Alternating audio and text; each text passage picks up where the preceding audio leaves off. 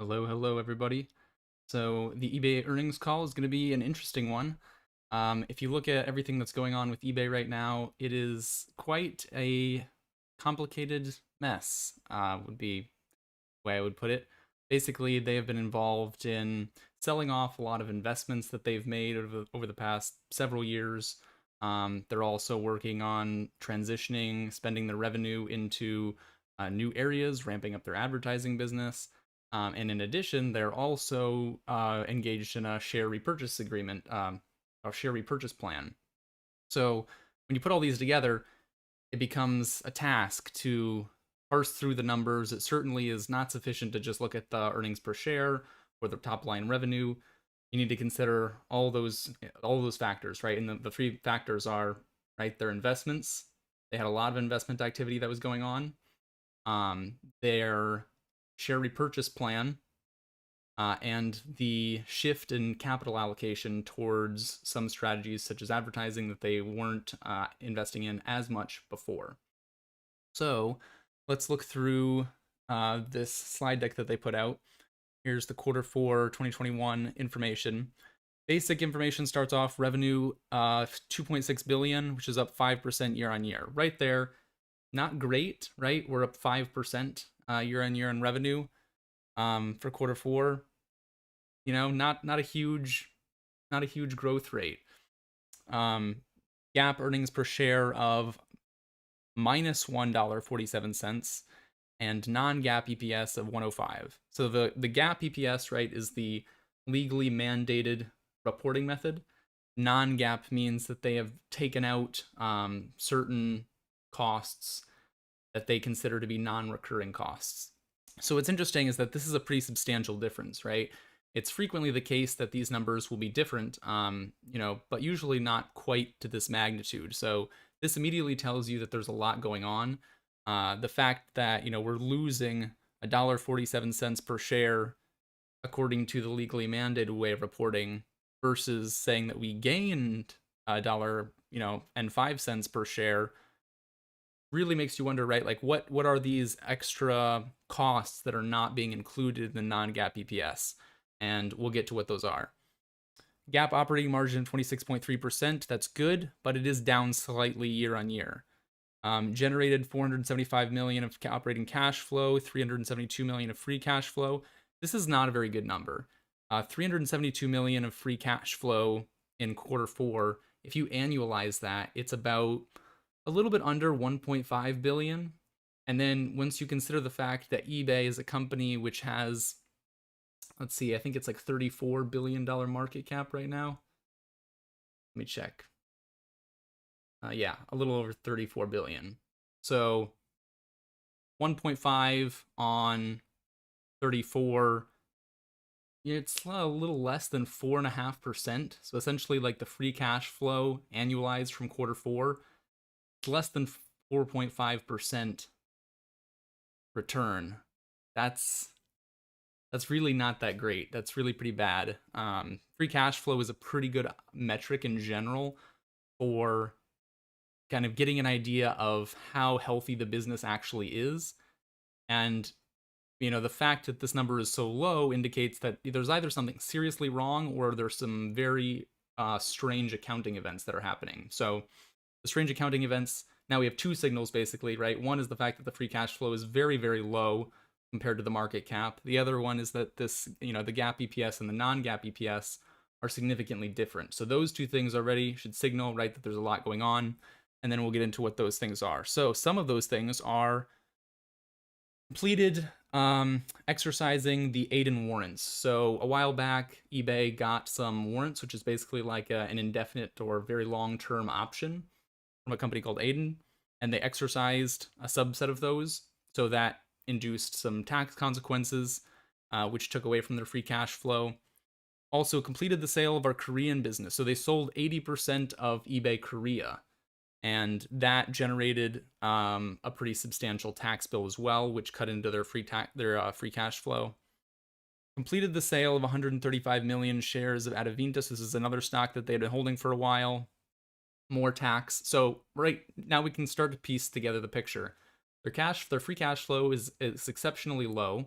Why is that? At least part of the reason is that the taxes for quarter four were significantly higher than normal because they had these sale events where they were selling investments off.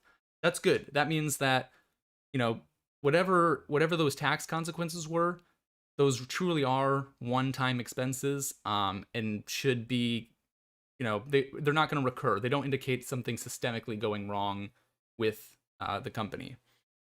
So what else do we have? Let's continue going down here.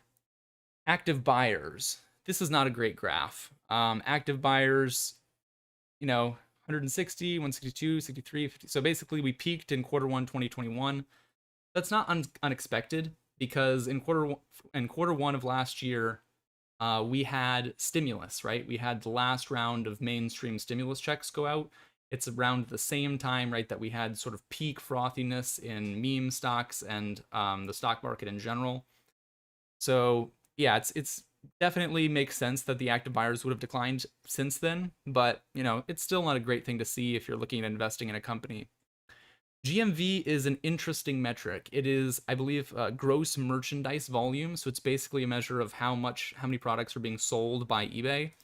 And this is also, not a pretty picture, right? We again peaked in quarter one 2021, and we've declined moderately substantially since then, right? So down 6% in quarter two, down 8% in quarter three, down 2% in quarter four. So at least, yeah, I mean, it's hard to say that this is ready to turn around just yet, but it's certainly, it's another thing that just makes you wonder if it's really the best time to invest in eBay. If you look at the price of eBay, right, the stock price, and compare it to February of 2020, so 2 years ago, the stock price is still significantly higher than it was pre-pandemic in February 2020. When you take that into consideration, together with the fact that our revenue is decreasing, our gross merchandise volume is decreasing. So far, I'm not seeing a super compelling picture to invest in eBay at the moment. Advertising revenue. Here we have the first good picture, right? This is a growth picture. So eBay is trying to grow its advertising business. It's not growing at a huge rate, but it is growing. You can see that, compared to, here's the quarter one 2021. That's when everything else was peaking, right? We actually increased to quarter two. We dipped in quarter three, but then we're back up in quarter four. That's good. That's a good picture. It tells us that, the advertising business is definitely something to look at. It's definitely one of the things that's doing the best inside of eBay. Non-GAAP expenses. We'll skip over that for now. Earnings per share. This is a very important slide to look at. So as you can see, $1.05 is sort of the number that they want you to look at, saying, we basically earned $1.05 per share. However, we have to look into that deeper. So quarter four non-GAAP EPS up 24% year on year. That's great, right? Earnings per share up. Why? Driven by payments ramp, okay, and net benefit of share repurchases. That's very key because that means that essentially there was a large buyback of shares, and that means that whatever revenue was produced by the company or whatever earnings was produced by the company is going to get divided by a smaller number of shares to calculate the earnings per share. So because eBay has been furiously buying back shares, they spent a few $1 billion last year buying back shares, which is generally good for stock price. But it also means that they're basically pumping up the earnings per share number. Then you combine that with this payments method, basically, revamping their payment system. Those are the things that they attribute why this number is large, both relative to the previous year and relative to the GAAP EPS. Free cash flow, another not pretty graph, right? Interestingly, we peak in the quarter two, so didn't peak in quarter one. That's interesting. I would imagine part of that is probably delays, finance purchases maybe. But in any case, pretty rapid drop off to quarter three and quarter four.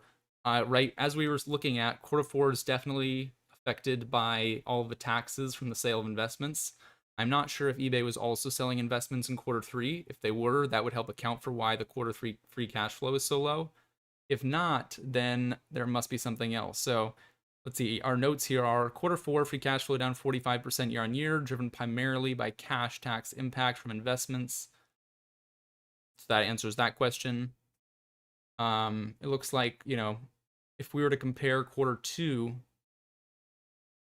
I mean, this honestly is also kind of an interesting picture, right? We almost doubled from 2020 to 2021. We almost doubled in our free cash flow, and that's, I think, mostly indicative of just the proliferation of online spending with stimulus and during COVID, and the fact that we're coming down. Yes, it was impacted by the tax bills, but should we expect it to rebound to anything close to 910?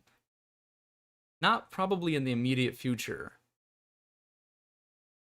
2021 cash and debt, as you can see here, debt is larger than cash right now, so we're net debt. Again, not a super great thing to see in the company. Capital allocation, meaningful returns to shareholders through share repurchase and dividends. So this is something that is sort of a common theme, a strong theme that's going through their earnings, through their company. You'll hear this a lot, I'm sure, in the earnings call. And it's basically saying that eBay is trying to give back money to shareholders, which means they don't have a lot of confidence in their ability to use that capital to grow the business. And that makes perfect sense because, as we saw, revenue growth pretty stagnant. Earnings, and free cash flow, not a super great growth picture there. So instead, eBay is just trying to return capital, but it does mean that it may not be the best investment going forward, especially when you consider that eBay is still higher stock price by quite a bit relative to pre-pandemic levels. So it could fall by a lot more than eBay plans to buy in their share repurchase programs, and you could still end up with a net loss even as they're trying to return this capital. Here are all the investments that they were offloading in the past quarter. Something like 7, 8, 9 billion. Full year 2022 guidance. Here we go. So merchandise volume, they expect a loss for the full year 2022 from, both their low and their high numbers for this are both losses. So just internalize that for a moment, right? eBay is saying, hey, in the worst case, we expect a loss. In the best case, we also expect a loss. We also expect, people to be buying less. Yikes.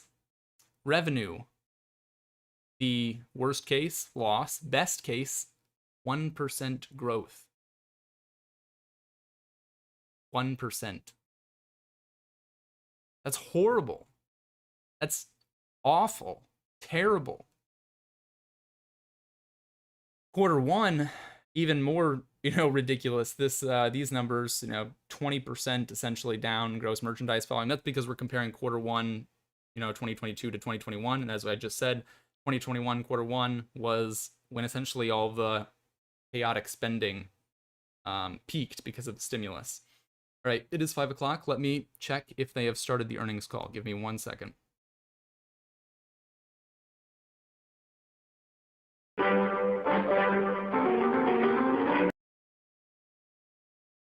Not quite yet, it looks like.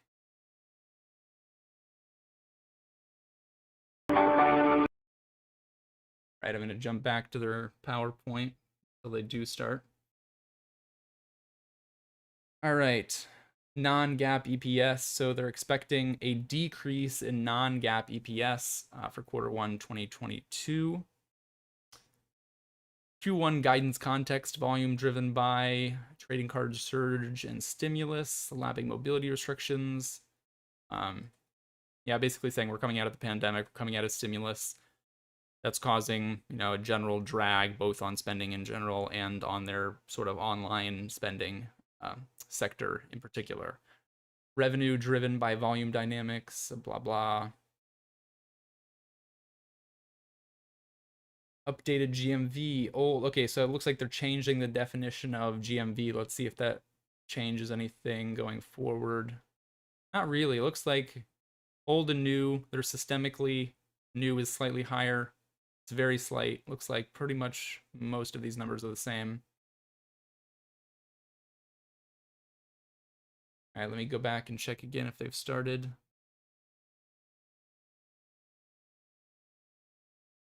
Officer. Yep. We're providing the slide presentations to accompany Steve's commentary during the call, which is available through the Investor Relations section of the eBay website at investors.ebayinc.com. Before we begin, I'd like to remind you that during the course of this conference call, we will discuss some non-GAAP measures related to our performance. You can find the reconciliation of these measures to the nearest comparable GAAP measures in the slide presentation accompanying this conference call. Additionally, all revenue and GMV growth rates mentioned in Jamie and Steve's remarks represent FX-neutral year-over-year comparisons unless they indicate otherwise. In this conference call, management will make forward-looking statements including, without limitation, statements regarding our future performance and expected financial results. These forward-looking statements involve known and unknown risks and uncertainties, and our actual results may differ materially from our forecasts for a variety of reasons. You can find more information about risks, uncertainties, and other factors that could affect results in our most recent periodic reports on Form 10-K and Form 10-Q and our earnings release from earlier today. You should not rely on any forward-looking statements. All information in this presentation is as of February 23rd, 2022, and we do not intend and undertake no duty to update this information. With that, let me turn it over to Jamie. Thanks, Joe. Good afternoon, everyone, and thank you for joining us. Today, I'll begin by sharing highlights since our last earnings call. Then I will focus on the near-term progress we are making towards our strategic vision, and finally, provide a short preview of our Investor Day in 2 weeks. At the end of my remarks, I will turn the call over to Steve, who will discuss our financial performance and outlook in greater detail. The fourth quarter marked another solid quarter for sellers and buyers on eBay. They benefited from investments in our strategy to drive sustainable growth on our marketplace. We are simplifying the seller and buyer experience, increasing customer satisfaction, and improving our underlying growth trajectory. Let me highlight a few achievements from the quarter. We are seeing faster GMV growth in focus categories that now represent approximately 20% of global volume. We successfully completed our multi-year payments transition on time with more customer benefits and with greater financial impact than expected. Our advertising business grew faster than marketplace volume as more sellers adopted new ad products. We delivered revenue growth at the high end of our expectations and earnings growth above guidance. And finally, we continued to execute our ESG agenda. In addition to being carbon neutral, we made progress on our long-term sustainability targets, and eBay finished a record-breaking year. I'm very pleased with our Q4 financial results. We delivered 5% revenue growth on the back of payments migration and promoted listings growth. We also delivered $1.05 of non-GAAP EPS, more than the high end of expectations. For the full year, revenue was up 15%, and non-GAAP EPS was up 21%. As proud as I am of our team for delivering these results, I am more excited about eBay's future based on the response from our customers to the strategy we are implementing. This is evident in focus categories. We are delivering best-in-class customer satisfaction, and it is leading to faster GMV growth. In Q4, focus categories grew 15 points faster than the rest of the marketplace. The next category we are focused on is motors, parts, and accessories, or P&A for short. This is one of our largest categories globally and is full of enthusiasts who are passionate about what they trade on eBay. Many are very active buyers who shop in multiple categories, with over 60% of their eBay spend coming on products outside P&A. Starting in December, we began investing in top-of-funnel marketing across TV, radio, and social channels in partnership with key industry influencers. These ads highlight the valuable choices P&A enthusiasts have on eBay across hundreds of millions of listings. In addition, we implemented monetization changes to higher-priced items and saw an increase in listings during Q4. We are leveraging the scale of our supply in new ways. With input from our P&A sellers, we simplified our global category structure. This makes it easier for buyers to find unique parts from around the world, unlocking more cross-border trade. These initial changes led to modestly better performance in P&A GMV during Q4 relative to the overall business. It's early days, and we plan to make further investments this year to improve our trajectory in this category. In focus categories where we have been investing for several quarters, we have seen growth sustain at higher levels. Sneakers over $100 continue to grow double digits globally. Our success in the U.S. is being replicated in other major markets. Part of that success is authentication, which has scaled to 5 countries over the past year, and in Q4 we started authenticating cross-border transactions into the U.S. But we are not stopping there. Last quarter, we acquired SneakerCon, a leading authenticator with operations in the U.S., UK, Canada, Australia, and Germany. By bringing additional capacity in-house, we increased the scale and flexibility of our operations. We also introduced 3D TrueView on select listings. This capability increases trust for buyers shopping for unique, high-value, pre-owned items. Given our success in driving customer satisfaction to over 90% and sustained double-digit GMV growth, we have reintroduced monetization in the U.S. for sneakers over $100. The initial customer feedback has been encouraging as sellers continue to benefit from a lower take rate than many other platforms. Sellers are also listing more luxury watches on eBay. We saw a double-digit increase in supply quarter over quarter, and total GMV in this category continues to grow at strong double-digit rates in the U.S. In Germany and the UK, authentication is also leading to higher customer satisfaction. In luxury handbags, we saw acceleration in Q4 to positive double-digit growth in the U.S. Based on the success of Authenticity Guarantee, we are growing the number of brands covered by the program. In addition, we have expanded selection by authenticating cross-border imports from Japan, a key source of unique inventory. And just a few weeks ago, we announced Authenticity Guarantee for all single ungraded trading cards sold for over $750 in the U.S. We plan to expand this offering to include graded, autograph, and patch cards sold for more than $250 later this year. As we exited 2021, our Certified Refurbished program had expanded to over 320 brands. This program now includes brands like Microsoft, Dyson, Samsung Galaxy, and KitchenAid. And as a reminder, these products are certified by the manufacturer, are like new, and are backed by a 2-year warranty and eBay's money-back guarantee. Higher trust has increased customer satisfaction and accelerated GMV to positive double-digit rates. Certified refurbished products from top brands make up a small percentage of the total refurb activity on eBay, but are growing significantly faster. This has inspired us to expand further, and in November, we announced eBay Refurbished, a destination for like-new products. This expanded has more inventory from top-rated sellers. These trusted sellers are thoroughly vetted to meet rigorous performance standards so buyers can purchase with even greater confidence. In Q4, we saw promising early results from this expansion in mobile phones and plan to extend to tablets, smartwatches, and laptops this year. In addition to improvements in focus categories, we made a number of changes during Q4 that benefited sellers and buyers across all categories globally. We've started a pilot with our API sellers to add video to their listings. To date, we have seen hundreds of thousands of listings add video content. Buyers get a rich shopping experience on individual item pages and in seller stores. Looking ahead, we plan to enable more sellers to tell their story by adding videos through additional listing flows. Another new growth capability we are scaling for sellers is coded coupons. Since launch, sellers have realized over $350 million in GMV. Over 60,000 sellers have driven repeat purchases from almost 6 million buyers.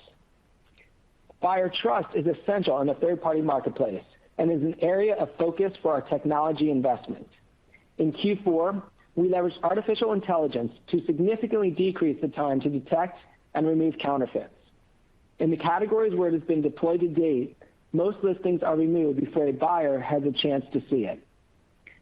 These are a few recent examples of how we are using technology to increase trust while simplifying seller and buyer experiences. Moving on to payments. In Q4, we completed the transition to a modern payments platform by migrating all remaining sellers away from the legacy system. This has resulted in a simpler seller experience, lower fees for most sellers, more choice for buyers, and better than expected financial results. Although this marks the culmination of a major multi-year effort, in reality, this is just the beginning. By managing seller and buyer money flows, we can remove transactional friction and provide more trusted services. We've been systematically eliminating unpaid items, which removed friction for approximately 10 million transactions in 2021. In addition, sellers are being paid faster for weekend sales in most major markets. We are also exploring new ways to allow sellers and buyers to benefit from our scale. In the U.S., we recently launched a partnership with Chase Freedom Rewards that increases top-of-funnel impressions, driving buyer traffic to eBay. We are excited by the value payments has provided our seller and buyer community, and we see more growth opportunities ahead. Moving to advertising, in Q4, ad revenue growth once again outpaced volume due to promoted listings, driving approximately $227 million in revenue, up 4%. Adoption grew at double-digit rates in both the number of sellers and the number of listings promoted. Looking at the full year, our advertising business, including both first-party and third-party ad products, surpassed $1 billion, up 9%. To drive the next growth cycle in advertising, we expanded the rollout of new products to more sellers and markets during the quarter. PL Express, our auction listings product, was fully launched to all major markets. We also integrated this feature into more listing tools to drive further adoption. For PL Advanced, our cost-per-click offering, we opened access to AI-driven recommendations for keywords and bid pricing.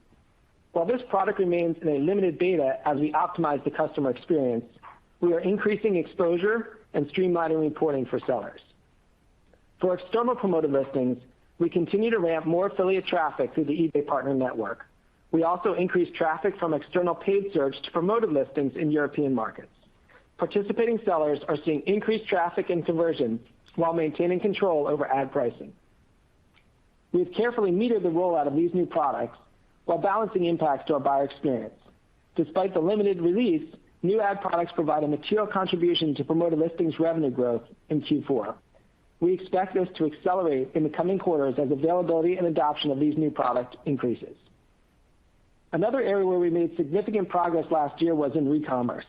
Volume of pre-loved products grew faster than new products in 2021, driven by demand from younger consumers. For the full year, we delivered $2.7 billion of GMV in pre-loved electronics and apparel in the U.S., UK, and Canada. In addition to providing customers great value on unique used goods, re-commerce activity also helps meet our sustainability goals. These purchases reduced carbon emissions by approximately 540,000 metric tons in 2021. eBay is a carbon-neutral company, and I'm thrilled by the recognition we recently received as a sustainability leader in e-commerce. For the third year running, eBay has made the Dow Jones Sustainability World and North American indices, putting us in the top 10% of companies in our industry globally. eBay was also included in Just Capital and CNBC's Just 100 list. This list measures corporate performance and efforts in areas such as climate change, DE&I, and employee wellness. When compared to nearly 1,000 companies, eBay ranked 88th overall and 4th in retail when it comes to minimizing our environmental impact. I'm really proud of the progress our team is making here. The eBay community continues to demonstrate its tremendous generosity. In Q4, eBay for Charity enabled sellers and buyers to raise almost $37 million, up 6%.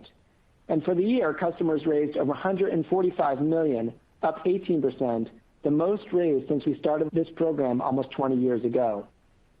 Lastly, we were honored this year to receive Glassdoor's 2022 Employees' Choice Award. This award reflects anonymous feedback from current and former employees regarding topics such as career opportunities, culture and values, and diversity and inclusion, just to name a few. We are truly honored to be recognized by the people who make eBay the company it is. Now I would like to talk about our upcoming Investor Day on March 10th. In July of 2020, I outlined a clear vision of a winning strategy for the company. At that time, we increased our focus on sellers and buyers, accelerated the pace of innovation, simplified the portfolio, and revamped the leadership team. We also drove successful multi-year initiatives in payments and advertising, both of which exceeded ambitious targets. This unprecedented level of change at eBay all happened in parallel with a global pandemic that massively disrupted short-term consumer behavior. The early results have demonstrated that our strategy is working, and the business is stronger than it was before the pandemic. Our focus categories are returning to market rates of growth. High-value buyers are growing, and they are spending more. We are empowering sellers by simplifying their experience, saving them money, and providing tools to accelerate their growth. Our technology investments are driving a simpler and more sustainable marketplace. And along the way, our investors have been rewarded with strong earnings growth and significant capital returns. Looking ahead, we're excited for the next few years as we build on the momentum we have established. I look forward to introducing you to our world-class leadership team and sharing more about our plans, along with a few new initiatives we will unveil at Investor Day.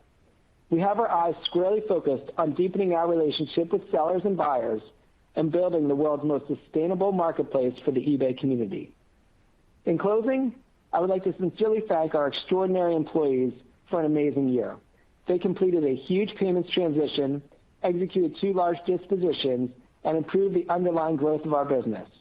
While doing so, they delivered tremendous sustainability results and supported sellers and buyers during these challenging times. With that, I'll turn the call over to Steve to provide more details on our financial performance. Steve, over to you. Thank you, and thank you all for joining us today. I'll begin with the financial highlights from the quarter and full year on slide 4 of our investor presentation.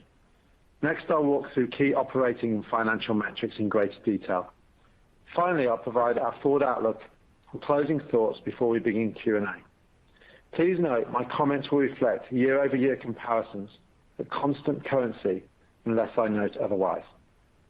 Overall, we are pleased with our Q4 results as we met or exceeded expectations across all of our key financial metrics, capping off an exceptional 2021 for eBay.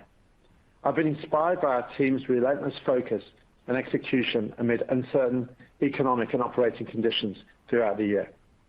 Importantly, our performance in 2021 demonstrated the progress we have made towards a return to durable, sustainable growth in the years ahead. The revenue grew 5% to $2.6 billion in Q4, over 15 points faster than volume growth. For 2021, revenue grew 15% to $10.4 billion, up 18 points faster than volume growth. Our non-GAAP operating margin was 31.6% for the quarter. For the full year, we generated approximately $3.5 billion of operating profit at 33.4% margin. Non-GAAP earnings per share grew 24% to $1.05 in Q4. For the full year, EPS grew 21% to $4.02. We generated $2.6 billion of free cash flow in 2021 and returned $7.5 billion to shareholders through repurchases and dividends. Let's take a deeper look into our key operating and financial metrics. As a reminder, we adjusted our definition of GMV in December following the completion of our payments migration. The change had a modest impact on our historical GMV and active buyer figures, but the impact of the change on year-over-year growth for each metric in Q4 was immaterial. Starting with active buyers, we ended 2021 with 147 million active buyers on a trailing 12-month basis, representing a 9% year-over-year decline. The expected decrease in active buyers was primarily driven by low-value buyers, which fell 9% versus Q4 of 2019. Growth in high-value buyers over the same period was 3%. Although fewer buyers sold on eBay as compared to pre-pandemic levels, total high-value buyers were up due to growth in high-spending enthusiast buyers. And importantly, even as mobility restrictions have been lifted, spend per high-value buyer continues to expand at healthy rates. Our buyers purchased $20.7 billion of GMV in Q4, which marked an 11% decline and landed near the high end of our outlook. Compared with Q4 of 2019, GMV grew 9% at constant currency, representing a 3-point deceleration sequentially. On a geographic basis, US GMV grew 22% versus Q4 of 2019, while international GMV declined 1% on an FX-neutral basis. Our US and international markets were impacted by softness in overall online shopping activity during the Cyber 5 holiday period, but both geographies improved during the remainder of December. Consistent with prior quarters, numerous factors contributed to the growth differential between our U.S. and international markets. Core macroeconomic factors like GDP, retail growth, and inflation have been notably stronger in the U.S. than our international markets. Other macro factors like global supply chain disruptions, shipping constraints, and other export challenges have had a negative impact on growth in our international markets. These dynamics have particularly impacted sellers involved in cross-border trade, which skew towards non-U.S. markets. Conversely, our domestic sellers likely benefited from item scarcity due to supply chain issues. Our domestic GMV has benefited from momentum in collectibles, which is largely a U.S. phenomenon. In addition, high ASP luxury categories are growing faster in the U.S. as the rollout of our innovation playbook is more nascent internationally. However, as our luxury categories build momentum and we roll out product improvements in categories like P&A, which represent a higher share of GMV in international markets, growth outside the U.S. should see greater benefit. Our focus category coverage expanded to approximately 20% of GMV as we made product improvements in P&A and broadened our country footprint in existing luxury categories. Focus categories outpaced growth in other categories by approximately 15 points in Q4, demonstrating the impact of our innovation playbook. Net revenue during the quarter was $2.6 billion, up 5%, while transaction revenue also grew 5%. Under our updated definition of GMV, our transaction take rate of 11.8% was roughly in line with Q3 as we completed the managed payments migration. Managed payments contributed 15 points of revenue growth in Q4 to $2 billion of incremental revenue in 2021, meeting our full-year target. We remain excited about the potential for managed payments to open up new opportunities in financial services for our sellers and buyers. Within our advertising business, promoted listings grew 4% during the quarter, outpacing volume by 15 points. As Jamie noted, we are encouraged by the progress of our new ad products, which began to gradually move the needle on promoted listings growth during the quarter. Moving down the P&L, our non-GAAP operating margin in Q4 was 31.6%. For the full year, our non-GAAP operating margin was 33.4%, increasing by close to 200 basis points versus 2019. This leverage was particularly notable given the incremental contribution from managed payments, which generates material operating profit but is dilutive to reporting operating margins. Cost of revenue rose by over 4 points as a percentage of revenue in Q4 year-over-year due to the variable payment processing costs for managed payments. With the migration behind us, we expect gross margins to stabilize around the current run rate in the short term, with normal seasonal fluctuations from quarter to quarter. Our other operating expenses declined by over 4 points in aggregate, roughly offsetting the decline in gross margin as payments revenue carries fewer fixed expenses. Turning to earnings per share. During the quarter, we delivered $1.05 of non-GAAP EPS, up 24%. Contributions from payments and advertising, in conjunction with share repurchases, offset the lapping of mobility tailwinds last year. We generated a GAAP loss per share of $1.47, due primarily to mark-to-market losses on our investment portfolio. We generated $372 million of free cash flow in Q4 and ended the year with cash and non-equity investments of $7.3 billion, as well as gross debt of $9.1 billion. We repurchased $3 billion of shares during Q4, an average price of approximately $70 per share, with the majority of our buyback executed through accelerated share repurchase programs. Additional ASR details will be available in our 10-K filing.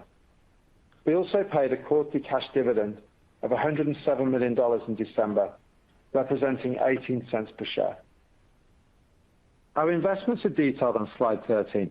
After closing our Permira and Korea deals, which yielded approximately $5 billion in cash, our remaining investment portfolio was worth over $8 billion in aggregate at the end of Q4. Our remaining Adevinta shares were valued at $5.4 billion.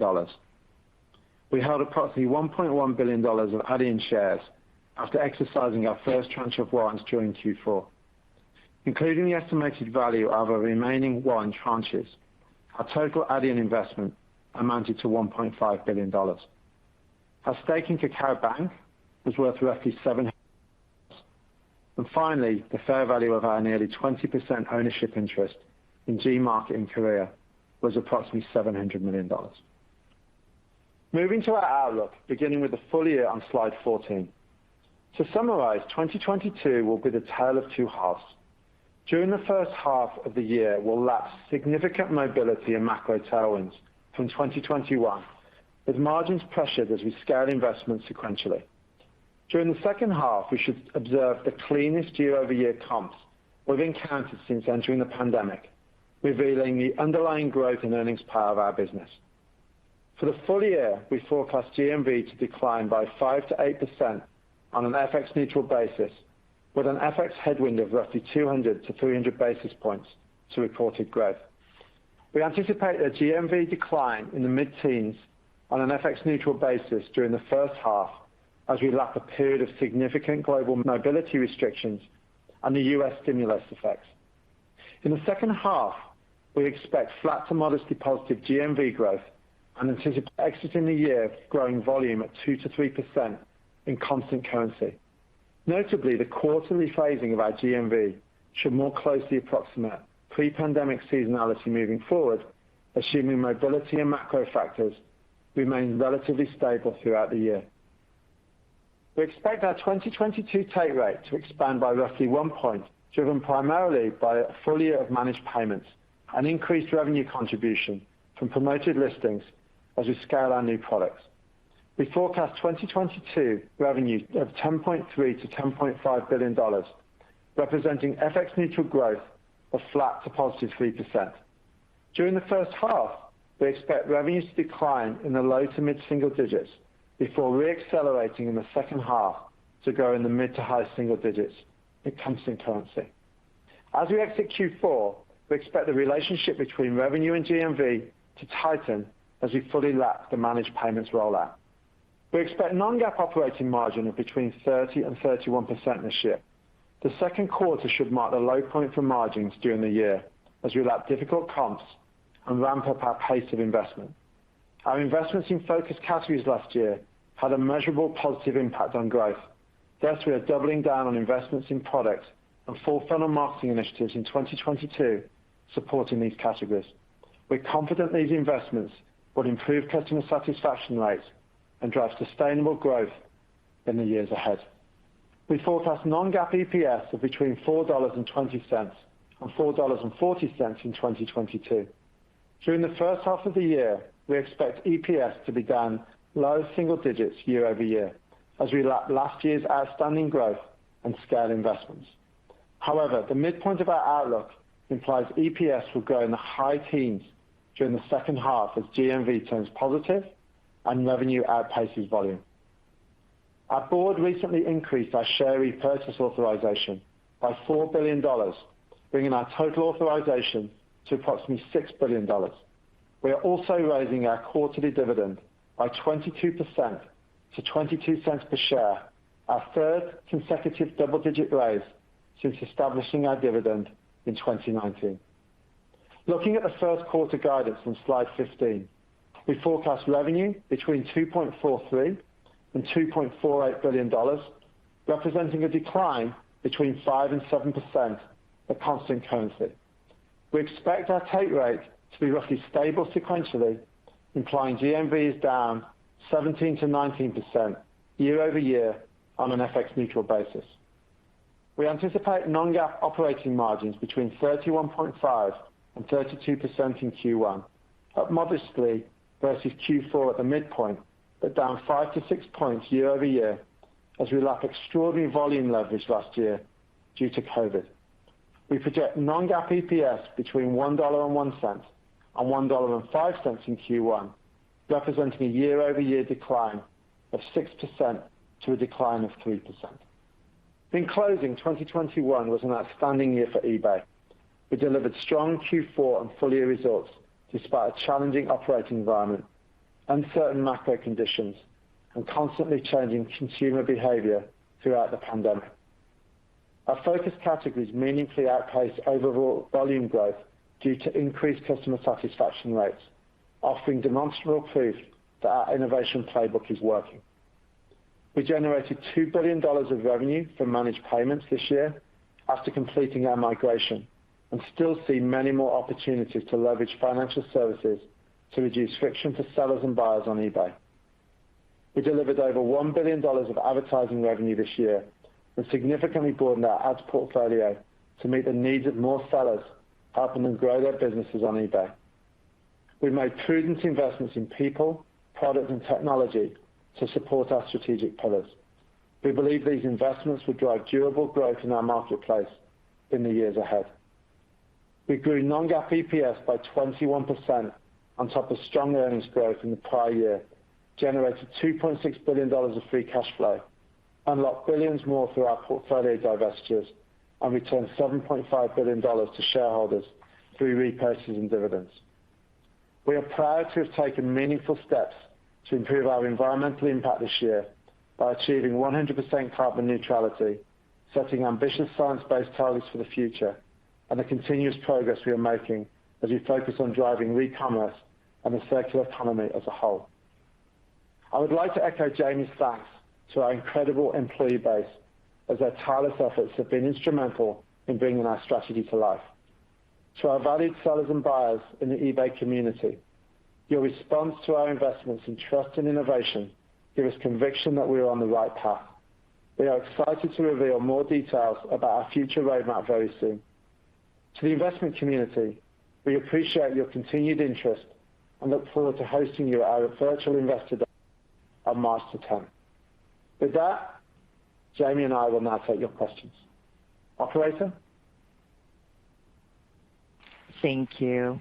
Ladies and gentlemen, to ask a question, simply press star one on your telephone keypad. Again, to ask a question, please press star one on your telephone keypad. Your first question comes from the line of Scott Devitt from Stifel. Your line is now open. Thank you for taking the question. I have two. The first, U.S. and international GMV growth rates have been diverging recently, favoring the U.S. for a variety of reasons. And so as we get through to the second half of 22, in which overall GMV improves to flat to modestly positive, and you begin lapping the stimulus and mobility dynamics, supply chain cross-border, and differences in the reopening timing in various countries, should we assume that U.S. versus international growth dynamics converge, even maybe favoring international due to cross-border? And are there any specific countries you'd point out in one direction or the other relative to the overall growth rate of the business when we get back to that kind of normal period of time again? And then secondly, I know you just divested a number of businesses, but valuations of companies that could be bolted onto the platform have changed considerably just in the past few months. And I'm curious if the environment change has made you considering acquisitions within the marketplace category. Thank you. Yeah, so hi, Scott, this is Jamie. So on the U.S. versus international, as we talked about last quarter, there's a couple of dynamics that are impacting the differences in the growth rate. First, on the macro side, just different markets, GDP growth, inflation growth, retail growth are different and lower in Europe than what we're seeing in the U.S. We've talked about the supply chain challenges, which have a bigger impact on our international business than on our U.S. business. So in some cases in the U.S., we're favored by it. Think things like video graphics cards, which are in high demand. At the same time, we have a strong cross-border trade business, and some of our sellers are impacted by some of the supply chain dynamics and export challenges, and that hits our international segment more than our U.S. segment. The third component is really the focus categories are much more nascent in our international business than in the U.S. So think a category like watches, which has been live for several quarters in the U.S. We just rolled that out to UK and Germany this quarter. Ditto with some of our other products and focus categories where they're still rolling out to our international markets. And as we've seen, it takes a few quarters for us to achieve the growth rate levels that we saw in the U.S. But we believe that playbook will apply, and that will help the convergence that you talked about. The last thing is really just the collectibles difference between the two markets. trading cards in that whole segment is stronger in the U.S. than it is in international.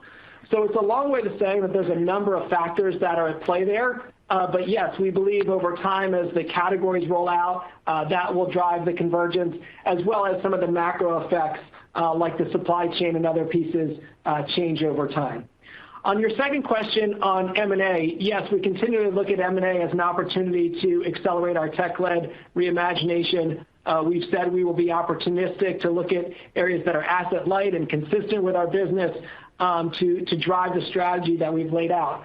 The example I would point to is, most recently SneakerCon and that investment with authentication properties and services in 5 different countries, enabling us to accelerate even faster what's happening on sneakers, where we've seen really great success. In fact, we think the playbook has worked well enough now that we're actually remonetizing sneakers this quarter for sneakers over $100. So it gives us scale and it gives us flexibility, and that was the point of the acquisition. Thank you. Thank you. And your next question comes from the line of Ross Sandler from Barclays. Your line is now open. Hey guys, just following up from Scott's question.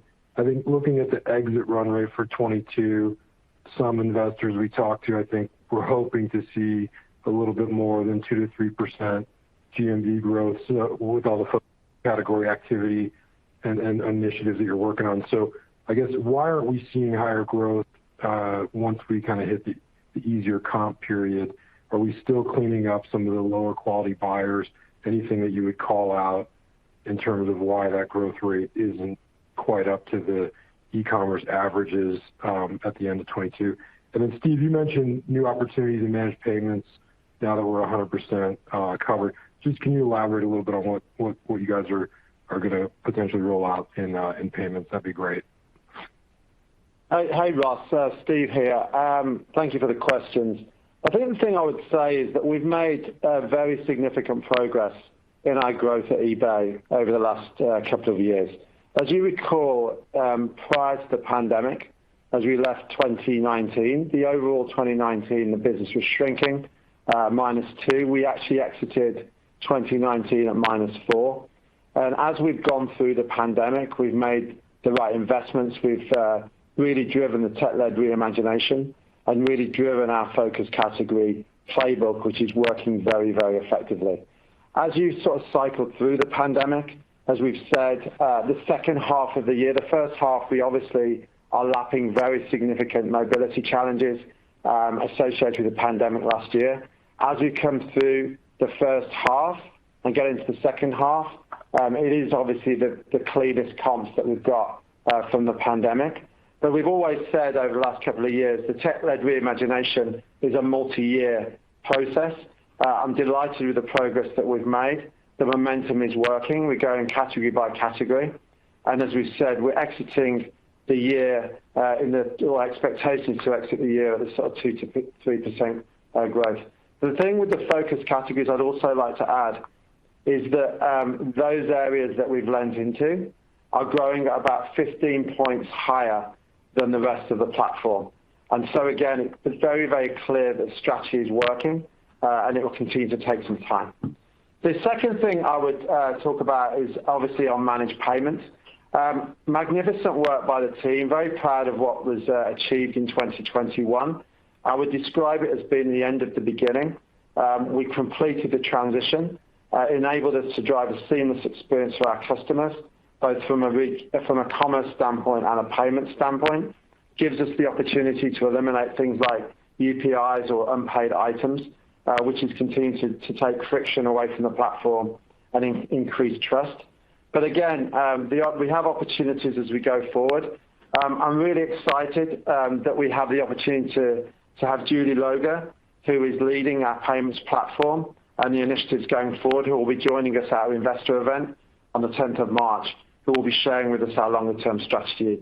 And I'm looking forward to you dialing in and seeing us on the 10th of March.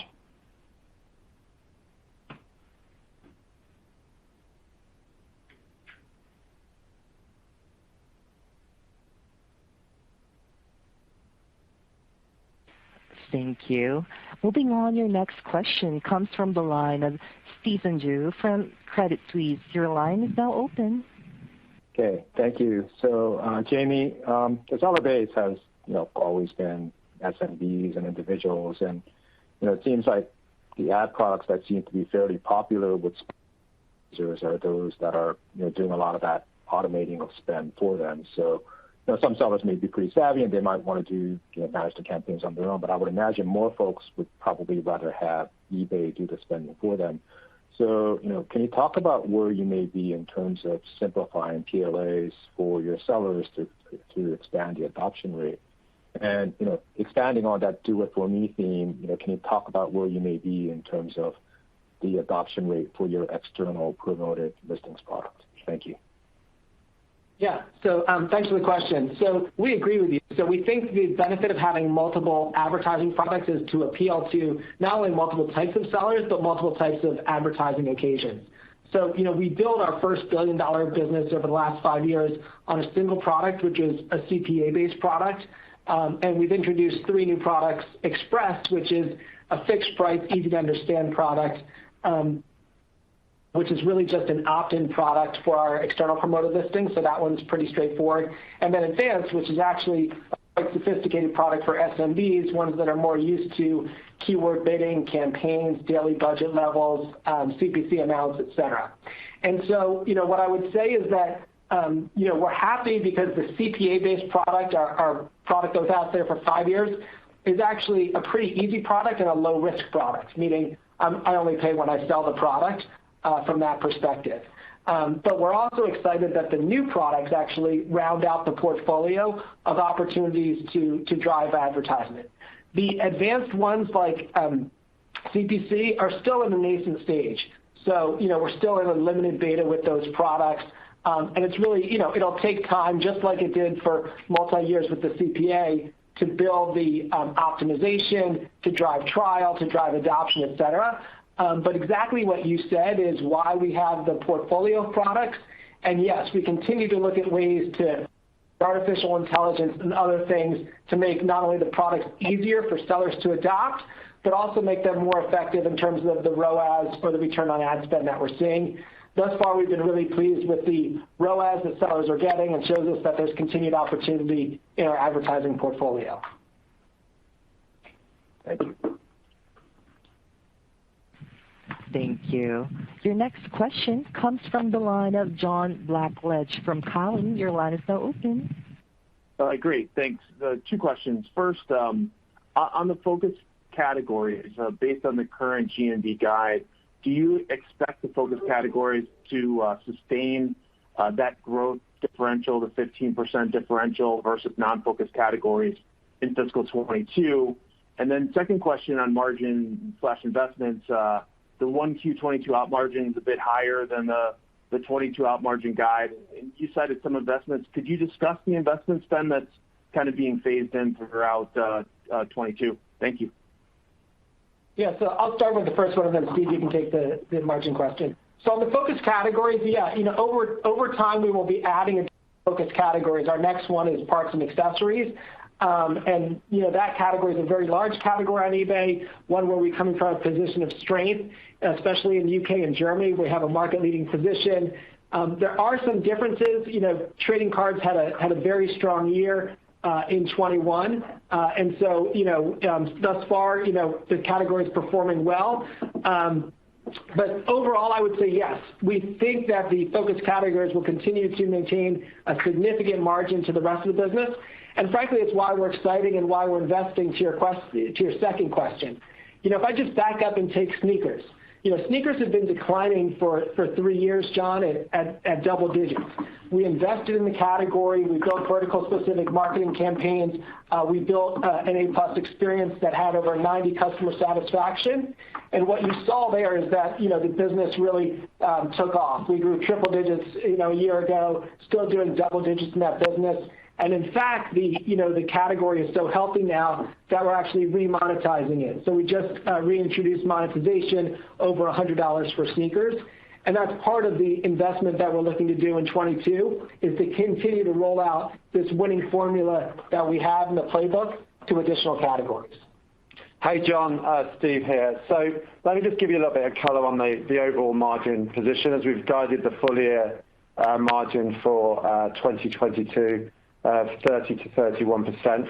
There's a number of items at play here. Number one, we've got volume deleverage that's happening in the overall business as we cycle through the lapping of the pandemic, which was much more significant in the first half, as you can imagine. Secondly, as we sort of lap the payments transition that we went through, that's also a dilutionary effect. On the flip side, we have been doing a lot of work on our operational efficiency and going deep on our cost structure to identify opportunity to take costs out of the business to enable us to go forward with reinvestment. And then finally, we have been, as Jamie said, really delighted with the trajectory that we've had with regards to our focus categories. Think about sneakers, think about watches, think about the 15-point increase over the core platform. And that's been a result of investments that we have made to really change the tide and turn the tide on the focus categories we've had. So we're going to be leaning in to product. We're going to be leaning into full funnel marketing as we go category by category with 22. So to be an investment year as we go forward. Q2 will be the lowest point of the margin for the year when firstly we do continue to lap through that significant COVID lapping from last year, but also the phasing of the investments as they start to ramp in the second quarter and ramp through the rest of the year as we go forward. So hopefully that gives you shape of the macro picture, but also the shape of margin trajectory as we go through 2022. Thank you. Thank you. Your next question comes from the line of Eric Sheridan from Goldman Sachs. Your line is now open. Thanks for taking the question. Maybe a multi-parter on buyers that sort of dovetails with some of the questions you've gotten so far. If we were to compartmentalize buyer growth going forward, how should we be thinking about the headwinds you're facing in sort of a post-pandemic environment, elements where you yourself are not chasing buyer growth for the sake of chasing buyer growth, and where there could be tailwinds to buyer growth from some of the new verticalized experiences you're trying to build out for the platform over the medium to long term. So sort of, I don't know if there's a way to sort of characterize it that way, but if we were to think about those three buckets and elements of headwinds and tailwinds and how it feeds back in to thinking about buyer growth going forward. Thanks. Yeah. So look, on high value buyers, we've talked about the shift in strategy where, back in 2019, we were focused on the total number of active buyers. And I've refocused the organization since last July on this idea of turning buyers into enthusiasts and really focusing on our high-value buyers. High-value buyers, if you look at it, are really made up of two groups. Buyers who sell and then high-value buyers who buy over $800 and shop 6 times a year. When we look at high-value buyers in total this quarter, they're up 3% year-on-2-year, whereas our low-value buyers are down 9% year-on-2-year. So this is a very conscious strategy to not do low ASP couponing and some of the stuff that we were doing. To your question, both of these metrics for buyers are a trailing 12-month metric. So what we're seeing is a slight deceleration from the infrequent sellers, and that's something that we had planned to see and will likely see for coming quarters in some time period. But the second group, the enthusiast buyers, is growing, and in fact their spend is growing more each quarter, so that it grew again this quarter. We call those our enthusiast buyers. I've met a lot of these enthusiast buyers, right? They wake up, they grab a cup of coffee, and they open up the eBay app. They shop eBay across multiple categories, and when you look at their spend, it's a very healthy spend level, right? $2,000+. So what we're going to be focused on is things like driving the cross-category shopping nature of those buyers. And so, take watches. When we acquire a watch buyer, we'll get them to spend $9,000 in watches, but they'll go on to spend $7,000 in other categories. So we get this multiplier effect on eBay from being able to acquire somebody into a category and then having them spend across the vast breadth that we offer. So you'll see different patterns over time.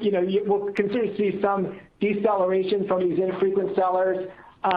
And quarter to quarter, we may see some changes in high-value buyers, But overall, when we look at the trajectory of what we're doing, is we're making the business a whole lot healthier by focusing on this group, getting to go cross-category, and frankly, acquiring enthusiasts right into our focus categories.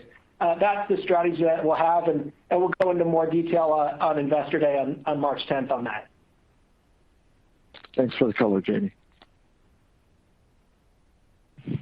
Thank you. Your next question comes from the line of Colleen Sebastian from Baird. Your line is now open. Great. Good afternoon, guys. Maybe two for me as well. Follow up on the comments around sustainable growth and focus categories. Is P&A the only incremental vertical category change embedded in guidance for the first half? And beyond easier comps, then does the second half growth outlook include other category enhancements you haven't really talked about yet? And then maybe, Steve, secondly, there were some changes to seller pricing announced recently. I wonder if you could perhaps unpack the size of that impact from those changes in the take rate and how that flows through the year in terms of the guidance. Yeah, so as you've seen, Tom, I don't like to talk about where we're going next for competitive reasons and kind of giving away what is our next focus area. So the only one that we've announced is going after parts and accessories next as a large category, dominant market leader position, and a great opportunity for us. You know, we talked about investment. You're starting to see full funnel marketing from what we're doing in parts and accessories from a leading position, as well as a number of product changes, like opening up our global category structure to make it easier to do cross-border trade business, putting all of our parts into the vehicles apps, et cetera. And so we'll go into a lot more depth on Investor Day at what we're seeing in the focus categories that we've worked on and our path forward. But that's all that we've announced up until this point. Hey, Colin. Thanks for the question. I'll talk about take rate. So just as a reminder, our take rate is ballpark around 12%, but eight of that's final value fees, 3 on payments, 1 on ads. There is a little bit of there's a number of items that we're going through as we go through the trajectory of 2022. The first thing is that we're obviously starting to lap payments, and so some of that trajectory that we saw grow significantly as we went through 2021 will plateau off. We're obviously continuing to see some of the ads momentum that Jamie sort of alluded to earlier. And then there's obviously puts and takes in terms of category mix and category pricing as we go forward. In the prepared comments, we talked about an incremental 1 point of take rate as we go through sort of 2022, and that's primarily going to be a result of the payments rollout for the full year effect as we go forward. The other thing I would say is that we continue to drive great value for our sellers. If you think about prior to payments rollout, we actually brought the combined take rate down as a result of going through managed payments. So we still create and offer extremely good value for our sellers as we go forward. And you know, eBay being the platform of choice for those great sellers as we go forward. Yeah, a good example of that is in sneakers, right? So I talked about us remonetizing sneakers for sneakers over $100.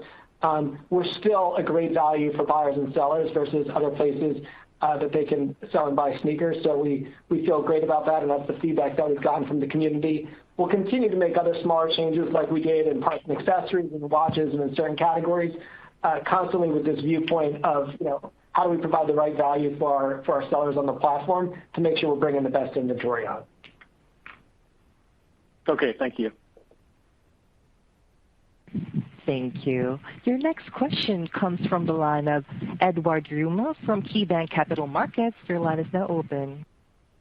Thanks for taking the questions. 2 quick ones for me. I guess first, to the extent you can talk about it, with some of these changes in the pricing structures as a follow-up to the last question, do you see any adverse impact in terms of the number of sellers or the performance level when you reprice some of these categories tactically? And then as a follow-up to that, you know, as you look across the rest of the portfolio, do you think that there are other opportunities for you to take price, you know, given the strong momentum the platform has? Thank you. Yeah, so you know, in general, we actually obviously studied the elasticity quite a bit, and you know what I was saying about sneakers is true, which is, you know, we're maintaining a double-digit growth in that category, and you know, relative to other places that they can sell their sneakers, we're still very economical and the best value for doing so. So we always look at, the elasticity, what's our opportunity to bring more demand. In certain cases, we do, for example, C2C promotions to bring sellers onto the platform in our various markets. But we're kind of, we balance, obviously, being a great value for our sellers and our ultimately monetization. I'd probably point you back, Ed, to what Steve said about advertising, which is, the main vector for us in terms of driving, monetization across the board and increasing the take rate. Other than that, we're really just looking at, category by category, making sure that we're competitive. Thanks so much. Thank you. Your next question comes from the line of Tom Champion from Piper Sandler. Your line is now open.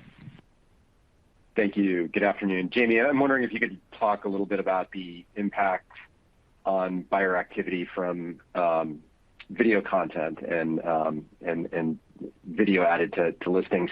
And then Steve, maybe just a quick one for you, not to beat a dead horse on managed payments and the take rate, but notice the transaction take rate remained flat quarter over quarter, 3Q to 4Q, all else equal, would think that would go up a little bit. Is that, kind of evidence of offering a discount or, lower core transaction take rate in some categories or function of mix? Just curious if you could discuss that result a little bit. Thank you. Yeah, Tom. So on the videos, what I would say is very, very early days. So we just rolled out the feature. I'm excited about it from two elements, though. One is excited for our eBay store sellers that they can now build a video, tell their story. One of the unique parts of eBay is it's not just a transactional model. So if you look at some of these models, your brand doesn't need a whole lot. At eBay, we let the seller really build the brand and have access to 160 million buyers. And so that, I think, will be really powerful as more and more sellers adopt it. The same thing is true for our listings and bringing video across the platform. One is it just makes the engagement of the platform much more compelling. I think about an oboe I recently bought on the platform 2 quarters ago for my daughter. It was great, lots of pictures and lots of description, but got a video and being able to hear it would have been even more compelling. You could think about that in a lot of categories. So it's really early days. We're just adopting it for our API-based sellers and moving it to our core listing flows. But we think over the coming quarters and years, it'll be an exciting new element for us on eBay. Hi, Tom. With regard to the payments take rate, great question. What I'd say is we were essentially complete as we entered the fourth quarter of last year with regards to the payments migration, as we talked about. Fantastic work by the team. And so on the basis of that, and the fact that, as you put it, you got a bit of seasonality in there and category mix. So nothing to see there. It's just a function of those two items. Thanks, guys. Operator, I think we've got time for one more. Perfect. Your next question is from Brian Fitzgerald from Wells Fargo. Your line is now open. A little bit about growth in pre-owned, particularly among young buyers and the sustainability push across the company. Just wondering if you could talk a little bit more about the sustainability vision, how that aligns with your younger buyer cohorts. Anything you could tell us about kind of brand awareness and association with that sustainability focus among younger users, growth in those younger cohorts. Thanks. Yeah, great. So, eBay really pioneered re-commerce, and I think the strategy we laid out last July of leaning into re-commerce is leaning into right where the next generation is going. And I'm really happy because, not only leaning into where Gen Z is, but, we're keeping products in circulation, keeping them out of the landfill. We did a survey recently, and 87% of respondents said they had sold pre-owned goods in the last 12 months.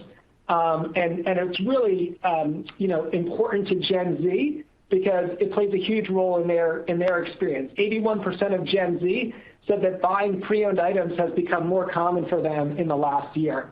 So we feel great from a business perspective, but also from an ESG perspective. If you think about what re-commerce does, we just made the Dow Jones Sustainability World and North America indices for the 3rd year in a row. I talked about some of the other recognition that we had as an organization. We've saved, hundreds of millions of dollars in terms of emissions, just in apparel and pre-loved electronics. So from an ESG standpoint, we think ESG is so core to what eBay does that we should be in every ESG fund. So both from a business and an ESG standpoint, we think we're leaning into a great vector of growth. Great. Thanks, Jamie. Appreciate it. Thank you.